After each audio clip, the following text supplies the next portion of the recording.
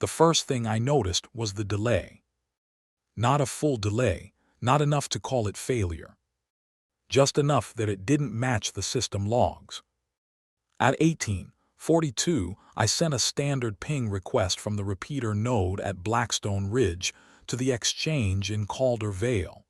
The expected round-trip latency was 12 milliseconds. It came back at 47. I ran it again. Again. The connection wasn't dropping, it was stretching.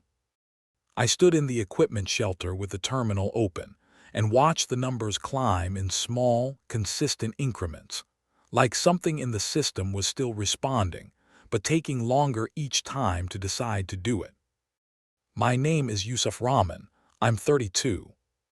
I work in network infrastructure, mostly rural installs, redundancy systems, and maintenance for distributed communication nodes. The kind of work where you don't fix problems by guessing. You measure, isolate, confirm. That site, Blackstone Ridge Relay, handled overflow traffic from 3 towns and a cluster of smaller villages spread across the valley floor. It wasn't critical infrastructure, but it wasn't optional either. At 18:55, outbound traffic from Calder Vale dropped by 63%. No error flags. No alerts. Just absence. I checked upstream. Nothing wrong. Checked downstream. No response. At 19:02, I tried calling the local exchange directly. The line connected. No one answered. I let it ring for exactly 30 seconds before disconnecting and writing it down. 19:02 call connected, no pickup. I didn't assume anything yet. Systems fail in ways that look unusual before they look broken. At 19:11, the emergency channel activated. Not the national one. Local. The message started mid-sentence. Repeat, avoid close proximity. Then cut. Then restarted from the beginning. Residents are advised to remain indoors and avoid contact with. Static. Then silence. I waited. Nothing followed. At 19:18, I shut down the terminal, secured the equipment housing, and stepped outside. The ridge overlooked about 9 kilometers of valley.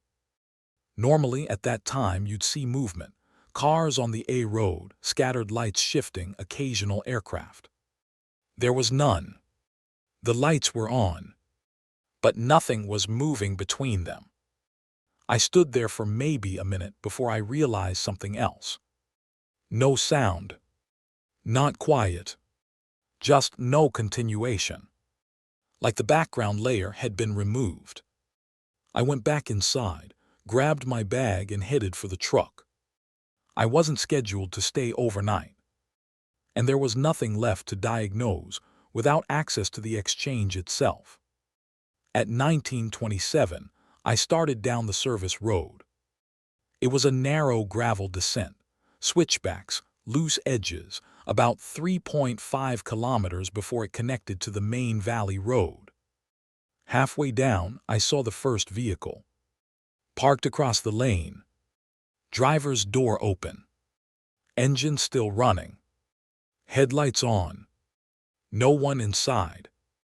I stopped about 15 meters back and left my engine running. Waited.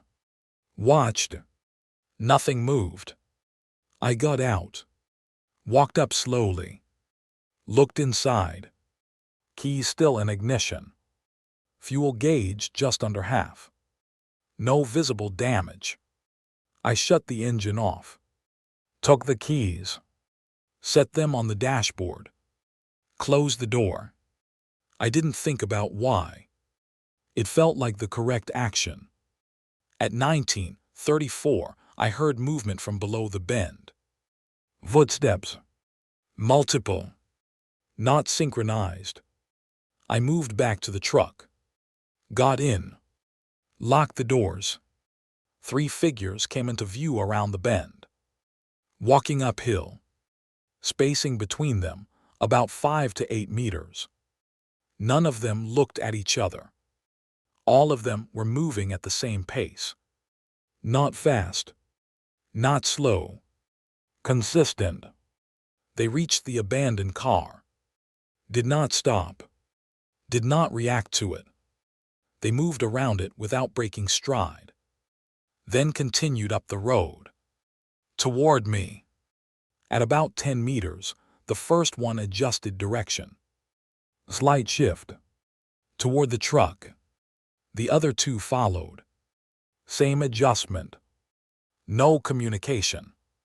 I reversed immediately. Didn't wait for contact. As I backed up, they kept walking forward. Not faster. Just continuing. At 30 meters, they stopped changing direction. Returned to their original path. Up the road. Past where I had been. I stopped reversing. Watched them disappear into the dark above. I wrote down the distance. Approx 25-30 meters, directional response. Beyond that, no tracking. That was the first pattern. I didn't understand it yet. But I recorded it. At 20:02 I reached the junction. Left went down into Calder Vale. Right went up toward the old quarry maintenance site, unused for at least 5 years. I turned right. Elevation had already proven to matter. I didn't know why. But I had 2 data points. The ridge and the movement below it. At 2019, I reached the quarry site. Concrete buildings. 1 main structure. 2 storage units. Perimeter fencing partially intact. No power. No visible damage. I parked inside. Closed what remained of the gate. And began checking what still worked. Water tank half full, approx. 1,200 liters. Fuel none stored on site. Tools basic. Interior intact but unused. At 21:03 I got the radio working. Short range only. No long distance signal. At 21:17 I heard a voice. Male. Weak signal. Anyone at elevation stay above, they don't. Cut. Then static. I adjusted frequency. Nothing. At 21:46, headlights appeared on the access road. Single vehicle.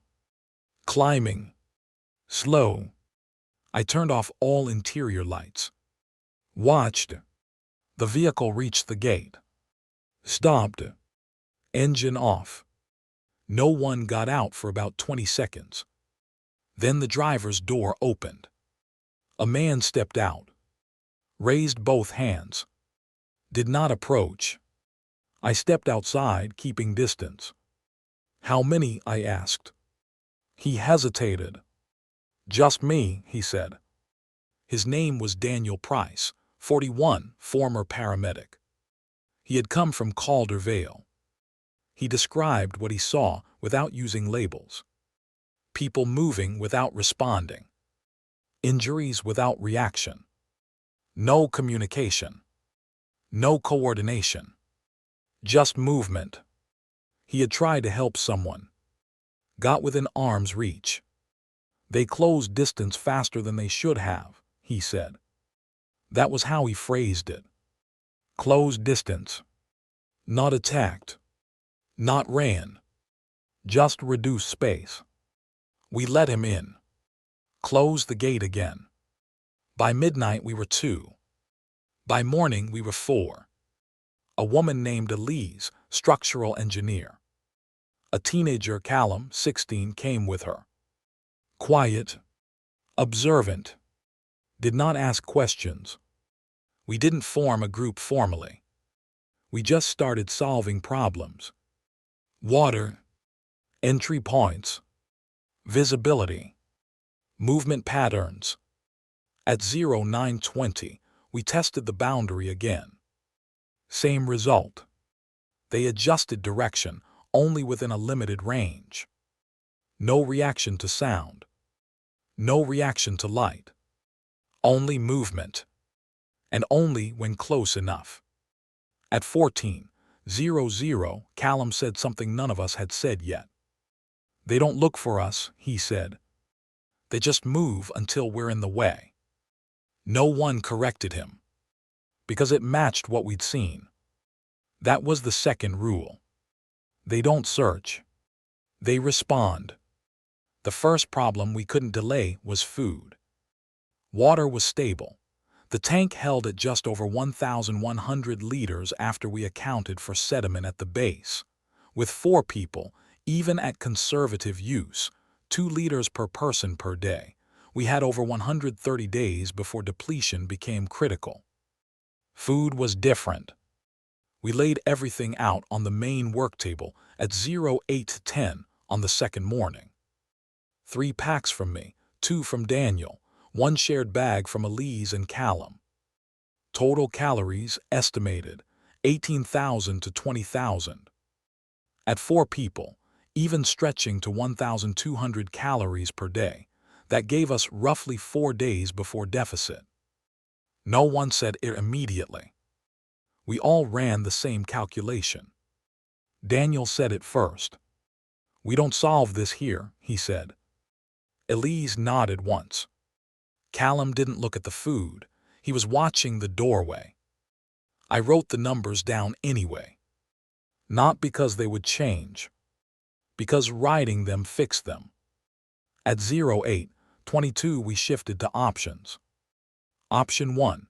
Descend into Calder Vale and retrieve supplies. Option 2. Search nearby structures at similar elevation. Option 3. Leave the site and relocate entirely. None of them were good. But one of them was necessary. Elise pulled a folded survey map from her bag and spread it flat. The quarry site was marked as an old operations hub. About 1.8 kilometers northeast, along a ridgeline, there was a secondary structure, labeled equipment storage. Elevation difference, minimal, within 30 meters. Access, narrow trail, not vehicle accessible. "That's our first attempt," she said. No one disagreed. At 09:05 we prepared. No unnecessary gear. 2 packs. 1 radio. Distance measured at under 2 kilometers, but terrain uneven, estimated 45 minutes each way. We left at 09:17.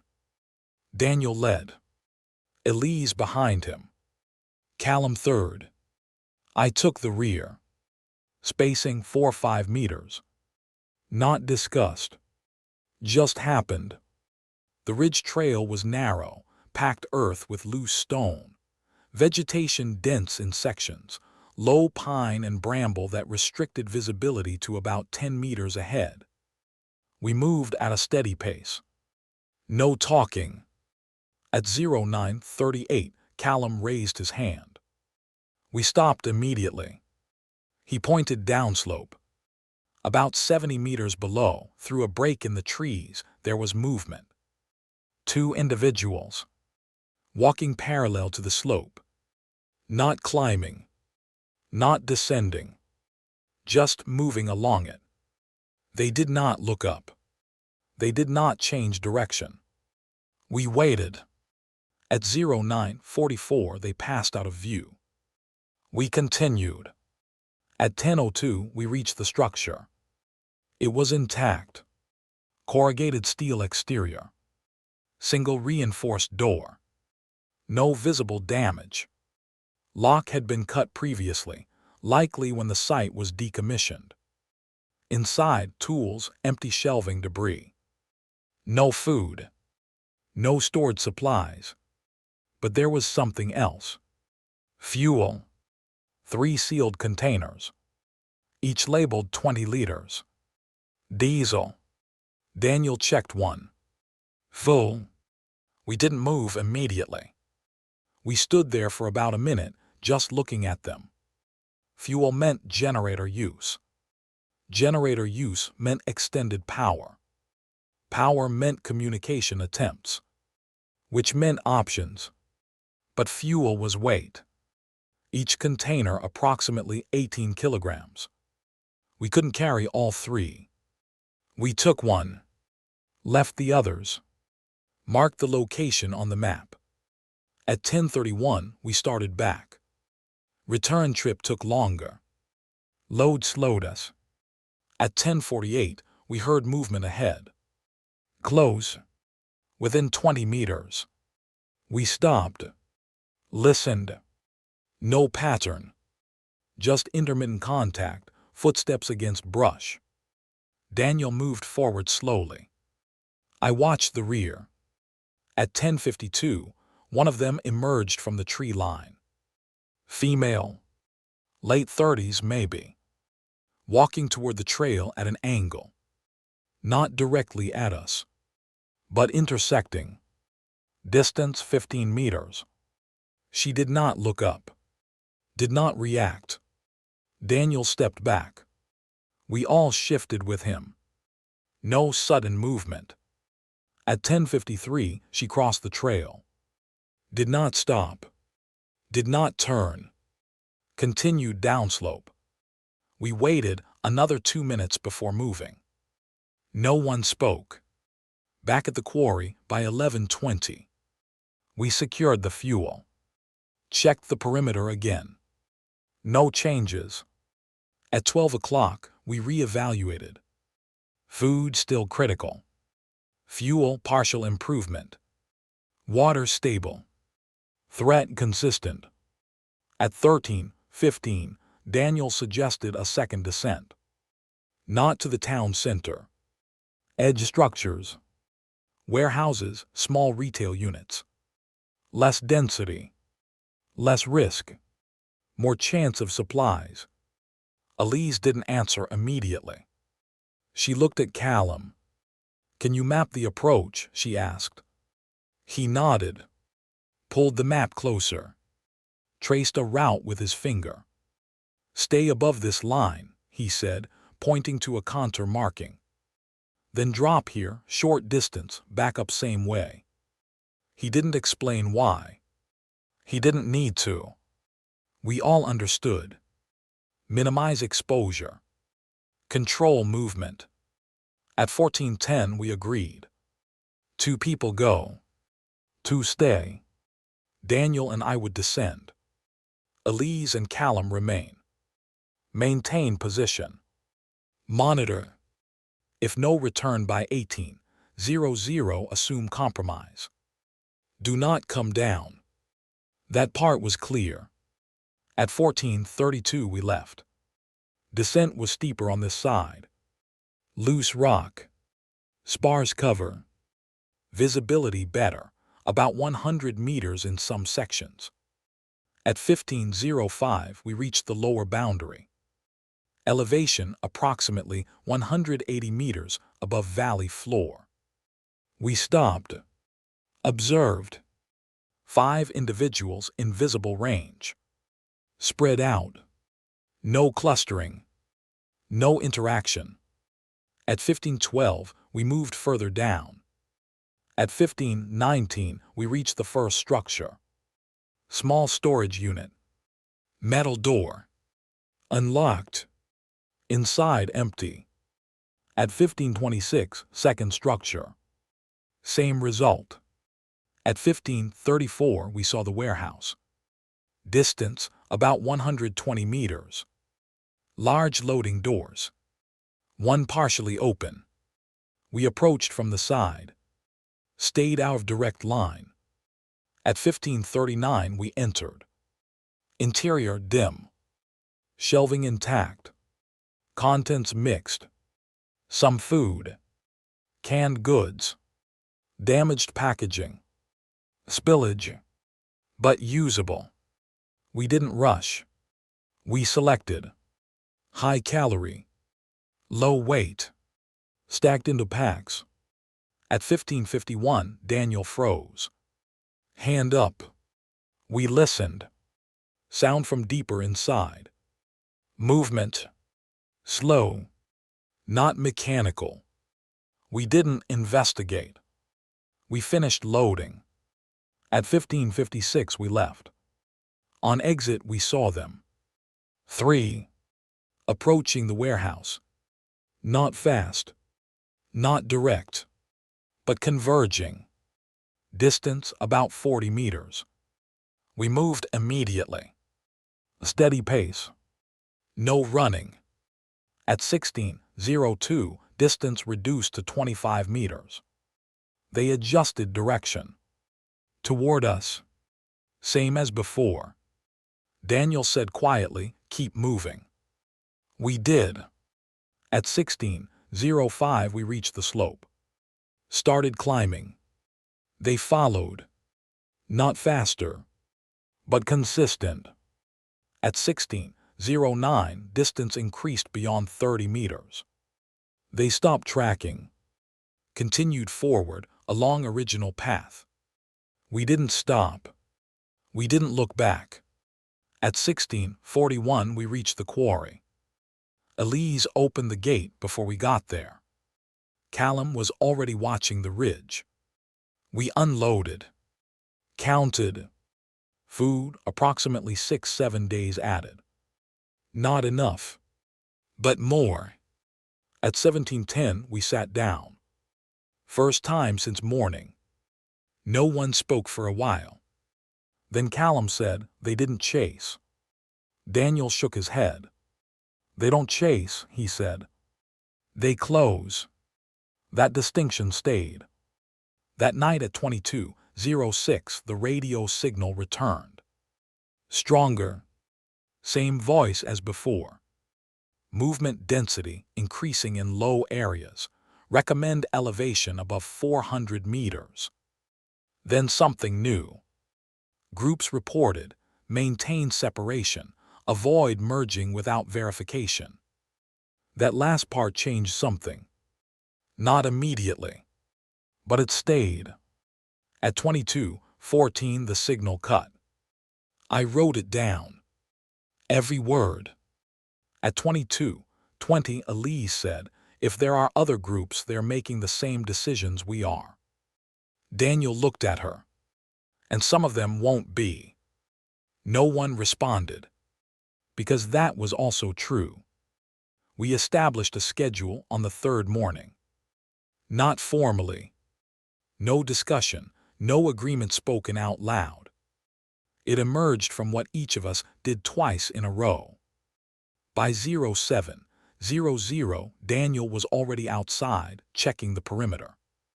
He walked the fence line at a consistent pace, one circuit every 9 minutes. I timed it without telling him. He didn't vary the route, didn't skip sections. When he reached the gate, he paused for exactly 3 seconds, then continued. Elise stayed inside for the first hour. She moved through the structure with a notebook, measuring distances between entry points, checking hinge resistance on doors, testing how far each window could open without noise. By the second day, she had marked 3 positions as failure points. Callum took the roof. There was a ladder on the north side of the building, fixed steel, partially rusted but stable.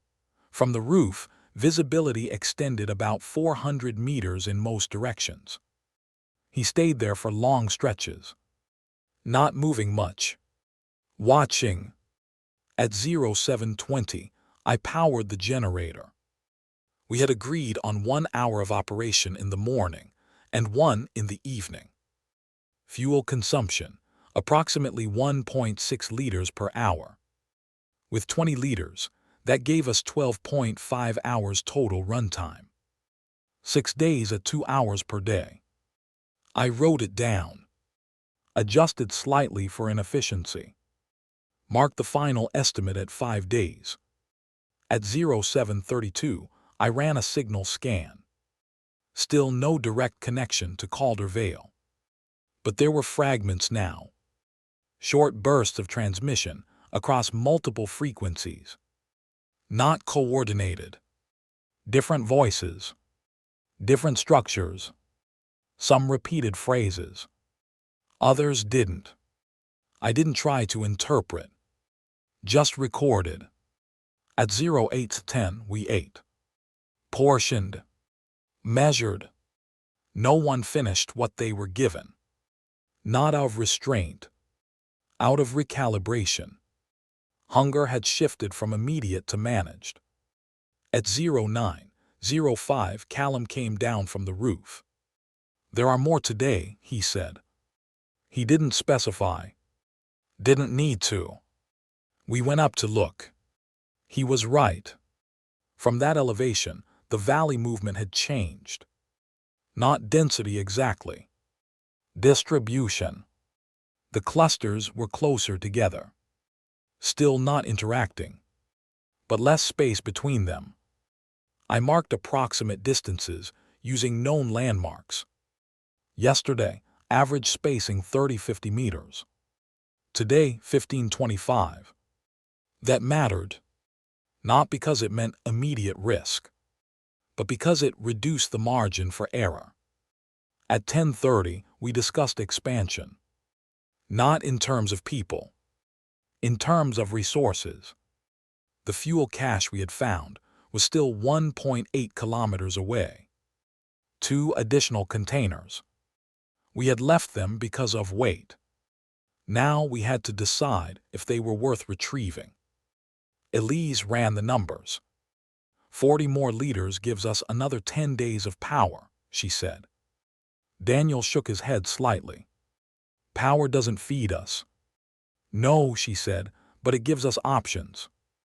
I understood what she meant. Communication. Monitoring. Information. But he was also right. Fuel extended capability. Food extended survival. We couldn't prioritize both equally. At 10:42, we made a decision. Retrieve one more container. Leave the last. Maintain mobility. At 11:15, we prepared. Same formation. Same spacing. Same route. The familiarity of it didn't make it safer. But it made it predictable. We left at 11:22. Reached the ridge path by 11:40. Movement below had increased again. More individuals. Same behavior. No change in pattern. At 12:05, we reached the storage structure. Unchanged. We entered. Retrieved the second fuel container. This time we didn't pause. We didn't stand and consider. We lifted and moved. At 12:18, we began return. At 12:31, Callum stopped. Hand up. Same signal. We froze. Sound ahead. Closer than before. Within 10 meters. Brush shifting. Daniel leaned slightly to the left, trying to get an angle without moving forward. At 12:32, a figure stepped onto the trail. Male. Early 20s. Clothing intact. No visible injury. Distance 8 meters. He did not look at us immediately. He was facing across the trail. Walking perpendicular. Then he turned. Not gradually. Directly. Toward Daniel. Distance close to 6 meters. No change in pace. Daniel stepped back. We all shifted with him. The path behind us narrowed. Limited movement.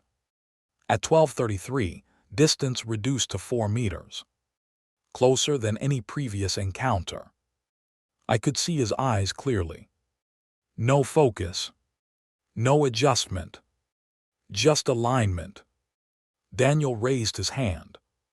Palm out. Not to stop him. To measure distance. At 3 meters, Daniel stepped aside sharply. The figure did not adjust. He continued forward. Passed through the space where Daniel had been. Walked between us. Within arm's reach. Did not touch. Did not reach. Just continued. Down the trail. We stood still. No one spoke. At 12:35 he was gone. We waited another minute. Then continued. The difference was clear. At that distance, they didn't react faster. They didn't change behavior. They just didn't stop. At 13:02 we reached the quarry. Secured the fuel. Closed the gate. At 13:20 we sat down. No one touched the food. Not immediately. Daniel said it first. They don't avoid us, he said. Elise nodded. They don't prioritize us either. Callum added, we're just in the path. That was the third rule. They don't hunt. They don't avoid. They continue. And if you're there, you become part of the route. At 14:10, we adjusted the plan. No more retrieval runs unless necessary. No unnecessary movement. Maintain position. Observe. At 16:05, the radio picked up something new. Not a broadcast. A conversation. Two voices. Short range. How many do you have? 6. Location.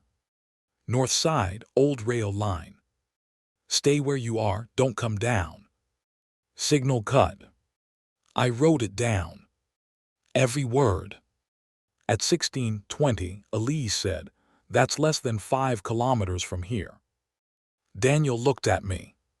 You going to answer? I didn't. Not immediately. The earlier broadcast had said to avoid merging without verification. We didn't know who they were. We didn't know what they had. We didn't know what they would do. At 16:32, Callum said, if they move, they'll cross the valley. No one responded, because we all understood what that meant. At 17:00, we held position. No transmission. No reply. At 18:12, we saw movement on the ridge opposite ours. Different. Not the same as below. Faster. Directed. 4 figures. Moving in line. Spacing consistent. Not drifting. Not random. They stopped at a point overlooking the valley. Stood there. Then one of them raised something. Optics. Watching. At us. Distance, approximately 600 meters. Too far to identify clearly, but close enough to understand intent. They knew we were here. At 18:18 they moved again. Not toward us.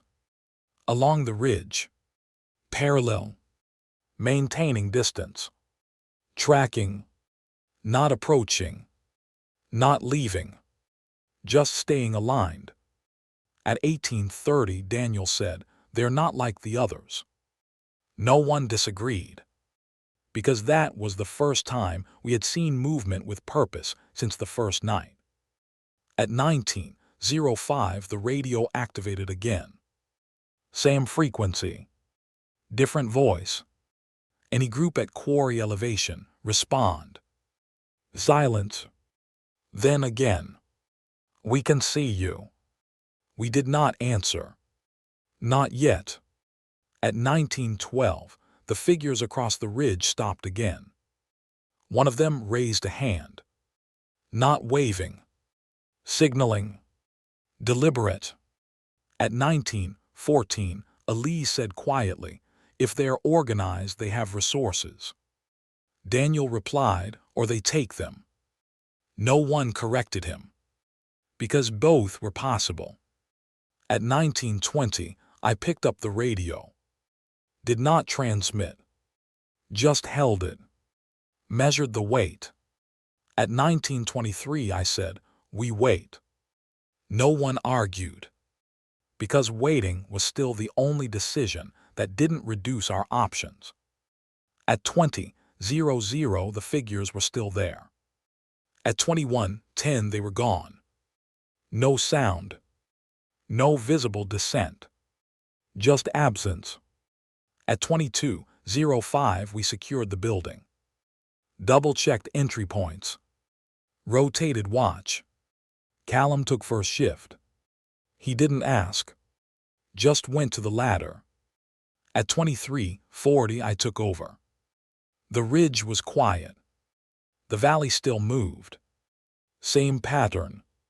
Same spacing. But now there was something else.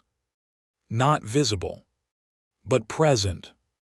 We weren't the only ones measuring anymore. That was the change. Not in the threat. In the environment. We had gone from observing to being observed. And that meant the next decision wouldn't just be about survival. It would be about who we chose to survive with. We saw them again at 07:12. Same ridge. Same spacing. 4 figures. Positioned slightly higher this time, about 30 meters above their previous line.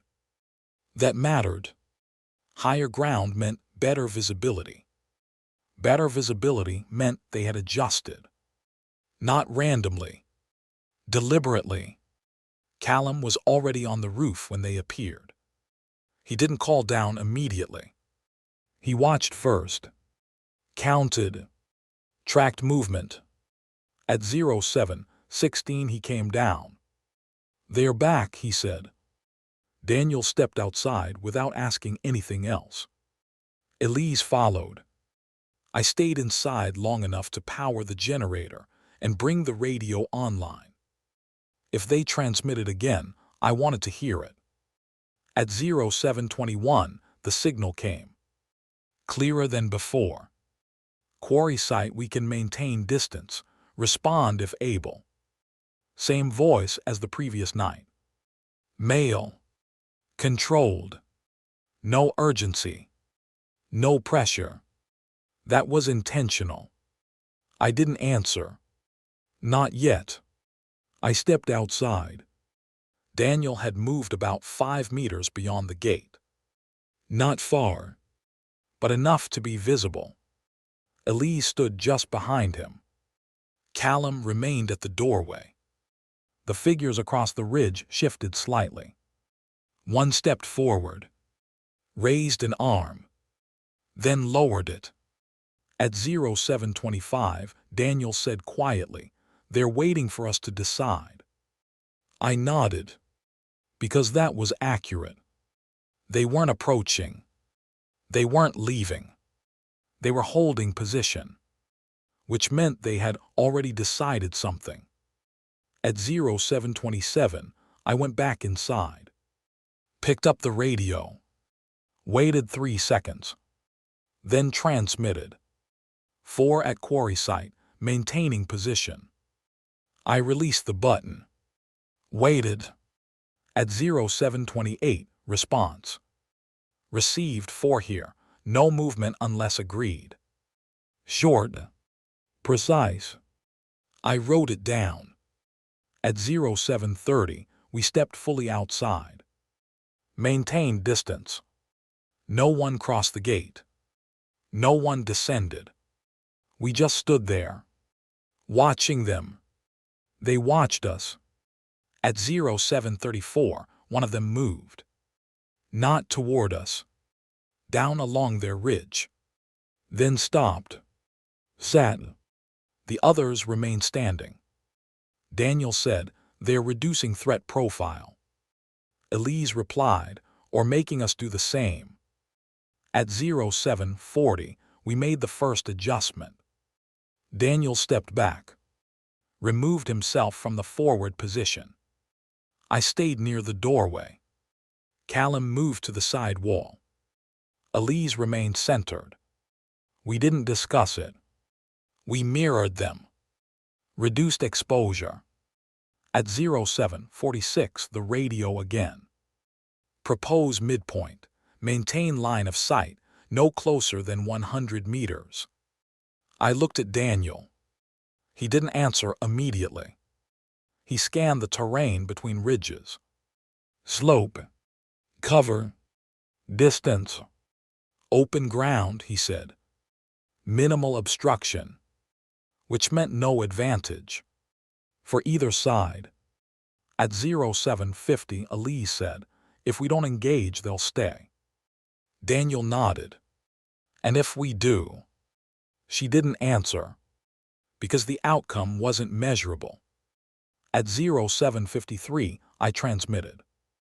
"Agreed, one each, no additional movement." Pause. Then reply. "Understood." At 0810, we prepared. Daniel would go. He was the most experienced in direct contact. Elise wanted to go. She didn't argue when Daniel said no. Callum said nothing, just watched. At 0818, Daniel left the gate. Walked down the slope. A steady pace. No hesitation.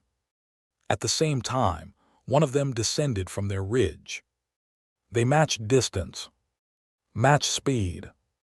Neither adjusted toward the other. They moved toward a point that was not exact midpoint, but close enough. At 0826, they stopped. Approximately 110 meters apart. No further movement. They stood there for about 10 seconds. Then the other man raised his hands. Slow. Visible. Daniel did the same. At 0827, they began closing distance. Not fully. Just enough to speak without raising voices. We couldn't hear them, but we could see posture. No sudden movement. No reaching. Just controlled interaction. At 0831, Daniel stepped back.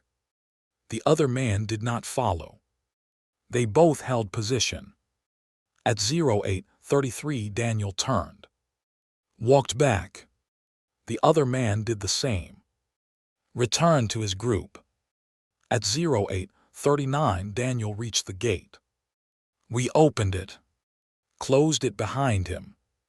At 0841, we went inside. No one spoke for a moment. Then Elise said, "Well." Daniel took a breath. "4 of them," he said. "We were right." He paused. Organized, structured, not improvising. I waited. He continued. "They've got a base about 3 kilometers north, old rail maintenance depot." "Resources?" I asked. "More than us." "Food?" He nodded. "Water?" "Limited, they're filtering." "Fuel?" "Minimal." That balanced something. We had water. We had fuel. They had food. At 0845, Daniel added, "They've seen other groups." Elise looked up. "How many?" 3, maybe 4. "Contact?" "Some." "And?" Daniel didn't answer immediately. Then he said, "Not all of them stayed separate." That was enough. At 0848, I asked, "What do they want?" Daniel looked at me. "Same as us." That wasn't an answer, but it was accurate. At 0910, we resumed routine. Perimeter. Roof. Systems. But it had shifted. Everything was now measured against another variable. Not just the threat below, but the group across. At 11:30, the radio came again. "They're proposing exchange," I said. Daniel looked up. "Details?" "Information first, resources later." Elise nodded slowly. "That's controlled escalation." Daniel said, "Or testing." Both were possible. At 12 o'clock, we responded. "Information only, no movement." At 12:03, reply. "Agreed." The exchange was simple. Timed. Structured. Questions and answers. No overlap. No deviation. How many below? Increasing, no clustering behavior. Any movement uphill? None observed above 300 meters. Reaction triggers. Movement within 30 meters. Response type. Closing, not pursuit. We shared everything we had confirmed. They did the same. At 12:40, we ended the exchange. No agreement beyond that. But something had changed. Information was now shared. That created dependency, even if unspoken. At 14:20, Callum said, "If we combine, we double food." Daniel replied, "We double risk." Elise added, "We also double skill." No one resolved it, because it wasn't solvable yet. At 16:05, we saw movement below that didn't match the pattern. Faster. Directed. 2 individuals. Running. First time we had seen running. They moved through the valley. Between clusters. Did not slow. The others did not react.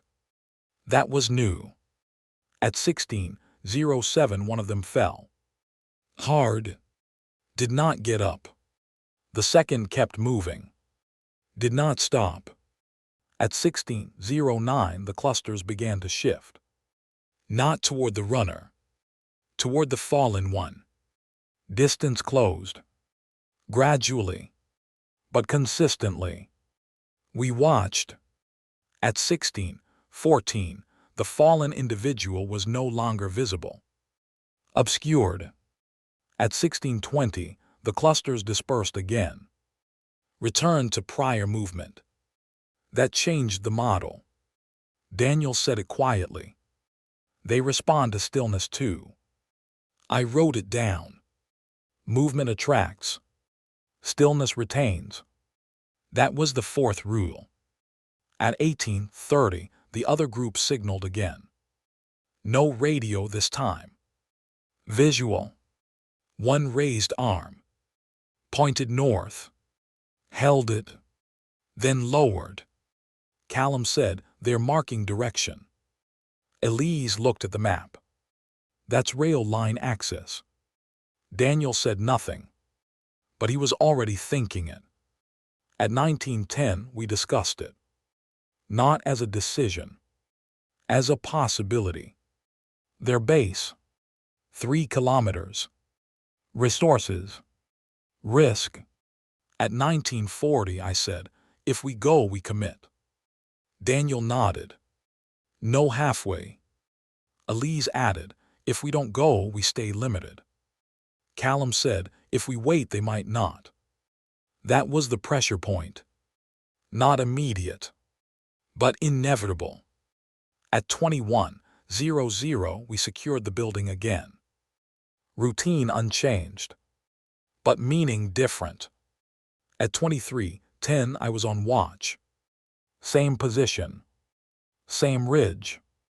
Same valley. But now there were 2 systems. The one below, and the one forming above it. Both following rules. Both expanding. And eventually they would intersect. The only question was whether we controlled when. Or reacted when it happened. We didn't decide to go north. The decision was made for us at 02:14. I know the time because the generator cut out at exactly that moment. No fluctuation. No sputter. Just off.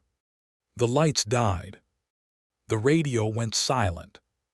And for the first time since we'd secured the quarry building, the interior had no ambient noise.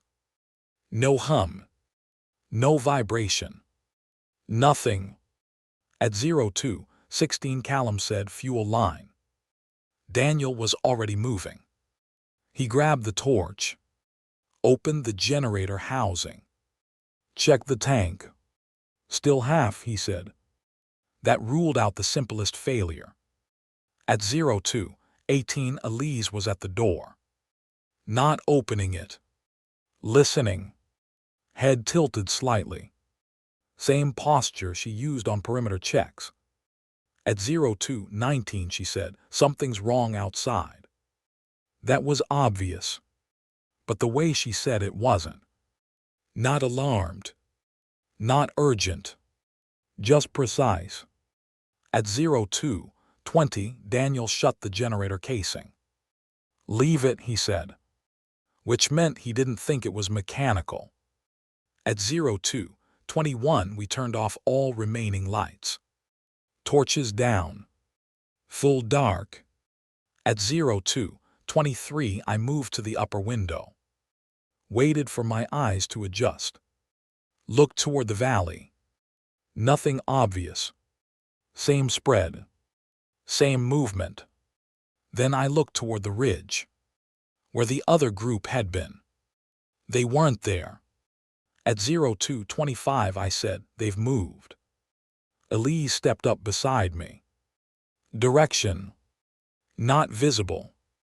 Which meant one of two things. They had withdrawn, or they had descended. At 02:27, the radio crackled. Weak. Intermittent. Then a voice. Movement below, larger clusters not drifting. It was them. Transmission was unstable. Heading south, not responding to normal triggers. That mattered. It broke the pattern. At 02:29, Daniel said, "How many?" No response. Static. Then 20 plus, possibly more, directional. Then silence. At 02:31, the generator attempted to restart. Failed. Once. Twice. Then stopped completely. That wasn't coincidence. At 02:33, Callum said, "Power's drawing somewhere." Daniel looked at him. "Explain." Callum pointed toward the external line. "We're not isolated if something's feeding into the system." He didn't finish, because he didn't need to. At 02:35, Elise opened the door. Just enough to see. Not enough to expose. Cold air came in. No sound. That was wrong. If there were 20 moving below, we should hear something. At 02:36, she stepped outside. 2 meters. Stopped. Listened. Then stepped back in. "They're not below," she said. Daniel looked at her. "Where?" She didn't answer immediately. Then she said, "Closer." At 02:38, we moved to the roof. No lights. Slow. Controlled. At 02:40, we reached the top. And saw them.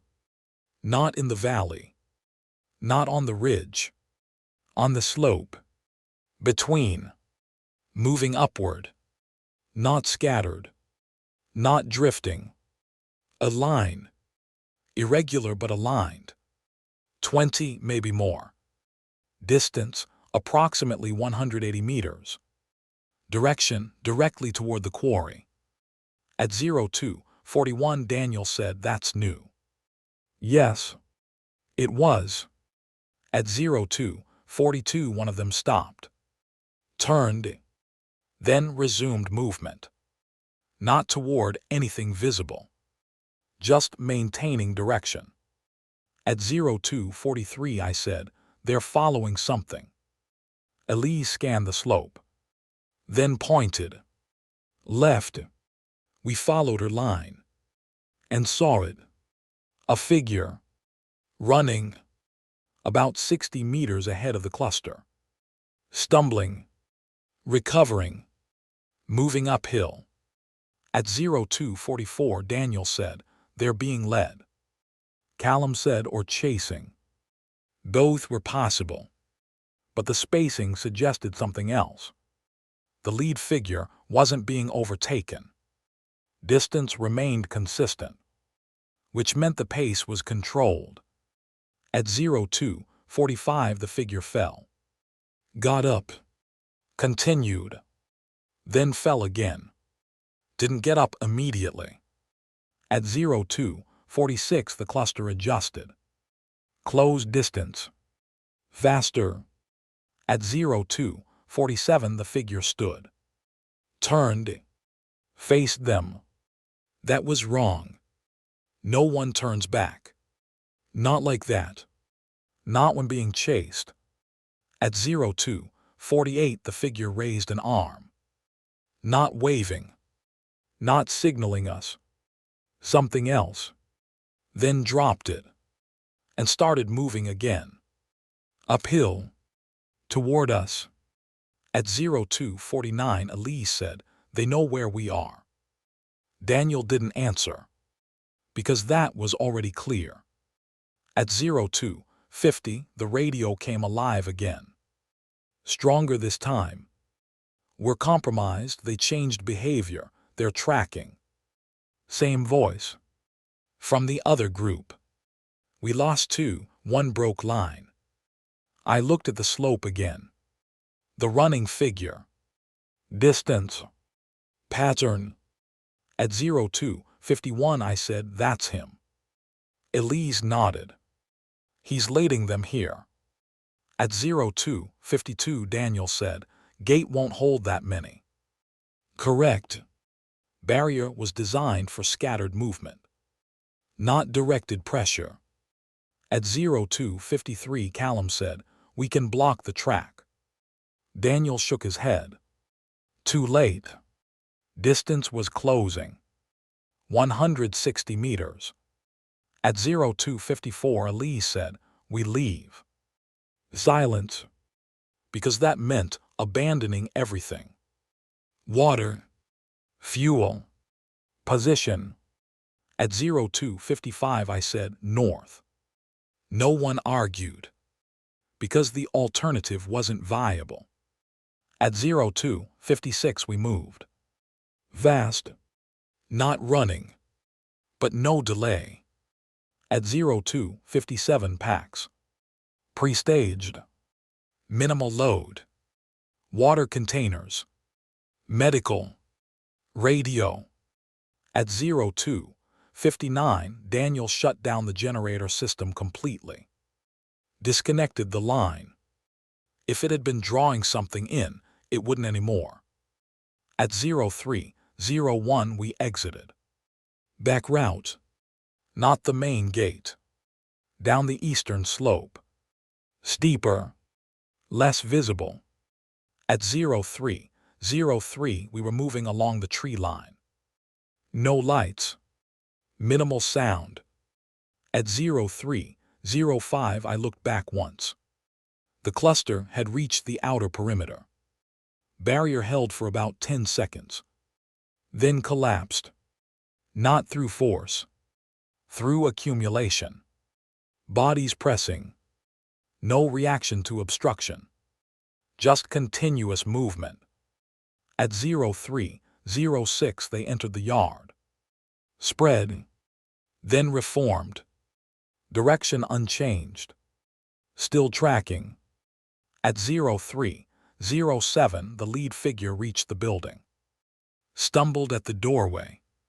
Fell inside. The cluster followed.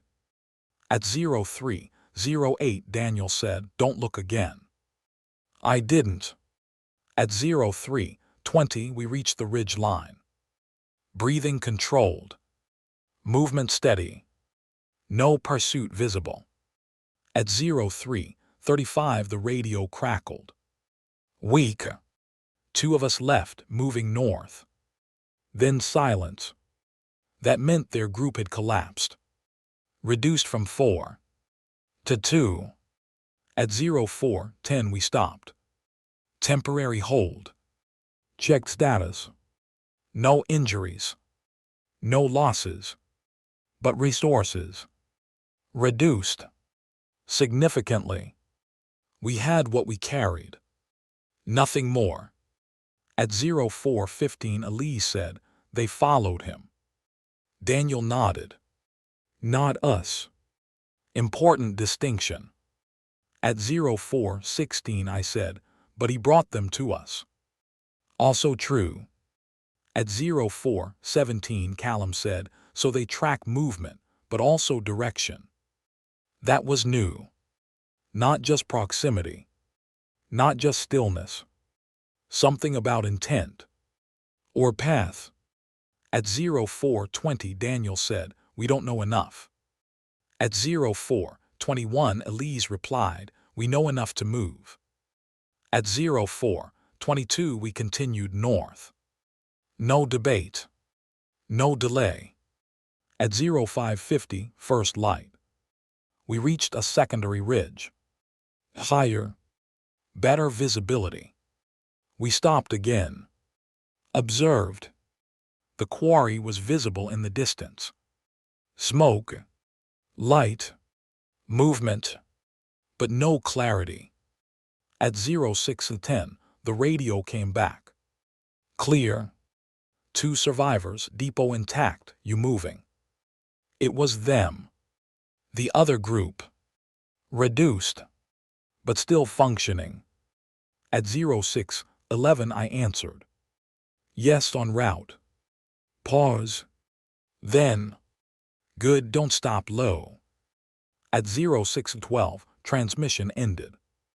At 06:15, Daniel said, "We don't go back." No one suggested it. At 06:16, Elise said, "We don't split either." Agreed. At 06:17, Callum said nothing. Just adjusted his pack. At 06:20, we moved again. North. Toward the rail depot. Not because it was safe, but because staying still had stopped being an option. And movement. Measured. Controlled. Understood. Was the only variable we could still influence.